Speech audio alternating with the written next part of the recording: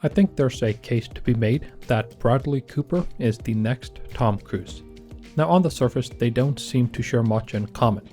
Tom Cruise started acting when Bradley Cooper barely entered elementary school and was already the biggest movie star in the world by the time Cooper did his first film. Cruise has worked with some of the greatest directors in film history and established himself as the eminent action icon from 2000 onward. Cooper, meanwhile, has had his share of action movies but isn't closely aligned with the genre. Rather, he does a little bit of everything: action, drama, comedy, and is perfectly willing to take on roles that, at first glance, he might not be the right fit for. But those are just surface level differences.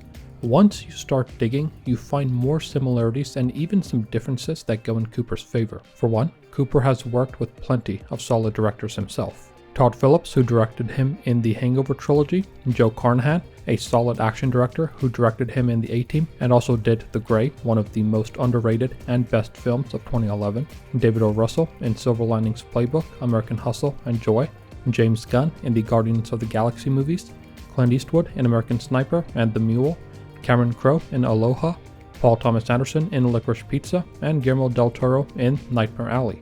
All of them are phenomenal directors that have done phenomenal work on phenomenal movies, each of which Cooper has seemingly devoted himself to. Like Cruise, he never phones it in. You either get the full Cooper treatment or nothing at all. While it's true that Tom Cruise has worked with bigger names and legends in the field, Stanley Kubrick, Steven Spielberg, Michael Mann, Brian De Palma, Martin Scorsese, Oliver Stone, and Tony Scott, Cooper is still no slouch in this department. Second, despite Cooper getting started far later than Tom Cruise, he's racked up a box office total that nearly matches him. Cooper has been in movies that have brought in more than $11 billion at the box office, while Cruise's receipts are closer to $12 billion. Now, this doesn't paint a complete picture. First, the number for Cooper also includes all of his MCU performances, where he's certainly not the main draw. People like Rocket Raccoon, but nobody watches Guardians of the Galaxy just for Rocket. Meanwhile, people do watch the Mission Impossible movies and Top Gun Maverick specifically to see Tom Cruise. Cooper still has a ways to go here. But for point number 3, I think Cooper has Cruise beat. Awards, or at least awards nominations. Both actors have several nominations at the Academy Awards. Tom Cruise has 2 nominations for Best Actor, Born on the 4th of July and Jerry Maguire, 1 for Best Supporting Actor in Magnolia, and 1 for Best Picture in Top Gun Maverick. As an aside, Best Picture is awarded to producers of a movie. Bradley Cooper, meanwhile, has 12, including 4 for Best Actor and 4 for Best Picture. This is because while Cruise also produces his own movies, Cooper is happy to produce interesting projects that he's not involved in, such as Joker. 4. Cooper is willing to take on a lot more creative risks than Tom Cruise. That's not to say that Cruise will demur in the face of risk. Cruise, famously, does his own stunts. He's willing to do anything for the movie once he's in the role. He'll climb rocks in Mission Impossible 2, scale the Burj Khalifa in Mission Impossible Ghost Protocol, hang off the side of a plane in Mission Impossible Rogue Nation, and, of course, run. The man loves to run. And both are also willing to lend their names to smaller movies with interesting concepts to get them made, like Cooper did for Burnt, where he plays a chef that wrecks his own career, and like Cruise did for American Made, where he plays a drug runner for the cartels. But when it comes to the screen, Cooper is willing to stretch himself far more than Cruise is. This is clear when we consider the size of the screen that the two are willing to appear on. Cooper got to start, like so many do, on TV, doing appearances on shows like Sex and the City, The Street, and Alias. But Tom Cruise has never done TV. Never. He'll do marketing for his movies by appearing on a talk show or a late night show, but Tom Cruise has never done and seemingly will never do a proper TV show. It doesn't matter if it's a prestige show like Fargo or a spoof of himself. Tom Cruise does not do TV. It's big screen or bust as far as he's concerned. Has this hurt him? No, not at all.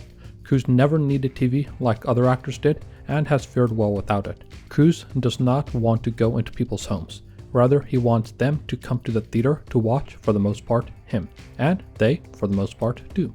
But even without considering the size of the screen, Cruise has mostly stuck to doing action films since the early 2000s, or movies that have some element of action. The Mission Impossible franchise, Minority Report, The Last Samurai, War of the Worlds, Jack Reacher, Oblivion, Edge of Tomorrow, and Top Gun Maverick are the most obvious ones, but many of his other movies also contain a decent amount of action. This was a turn from his 90s decade, where he had a healthier mix of genres. 1992's A Few Good Men was a legal drama with one of the most famous lines in film history. You want answers? I think I'm entitled. You want answers? I want the truth! You can't handle the truth!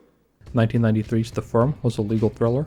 1994's Interview with the Vampire was a gothic horror. 1996's Jerry Maguire was a comedy drama. Eyes Wide Shut, Stanley Kubrick's last movie, was a psychological film. And 1999's Magnolia was a drama. It's unfortunate that Cruise has focused so much on sci-fi and action, especially when you consider that 2004's Collateral, where he does one of his rare villain roles as Vincent, is not just a great film, but one of Cruise's best performances in any film. Cooper, meanwhile, is much more chameleonic. He'll do comedy movies like the Hangover movies, horror like Case 39, rom-coms like All About Steve, thrillers like Limitless, mysteries like The Words, crime dramas like The Place Beyond the Pines, comedy dramas like Silver Linings Playbook, black comedies like American Hustle, war dramas like American Sniper, biopics like Maestro, as well as the obvious sci-fi, superhero, and action films like the Guardians of the Galaxy series. But just doing that, a voiceover role, as is the case with Rocket Raccoon, sets Cooper apart from Cruise. Tom Cruise has never done an animated movie.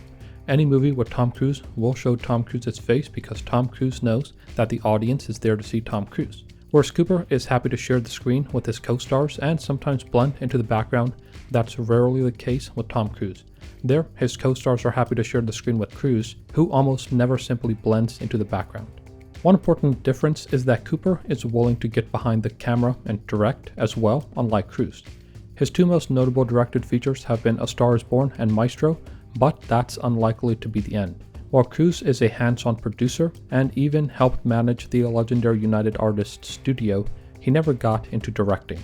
I've always found it impressive for actors to be willing to direct, but in a lot of cases they've knocked it out of the park. Clint Eastwood, Ben Affleck, Greta Gerwig, Jon Favreau, and Rob Reiner are all successful actors and directors, and now Cooper is among their ranks. Cooper does have a certain charm that I think Cruise lacks, but that's because Cruise is more of an institution than a person. He's the Tom Cruise, an action icon that's remained relevant for 40 years. Comparatively, Cooper is a newcomer in Hollywood, but in his 20-odd year stint, Cooper's star has risen dramatically. From being nearly typecast in his early career to producing and appearing in billion-dollar movies, and with movies like A Star is Born and Maestro directing them, Cooper's star continues to rise even further. While I don't think he's at Tom Cruise's level of stardom just yet, I think he's easily one of the frontrunners. We can all expect a long, solid career from Bradley Cooper.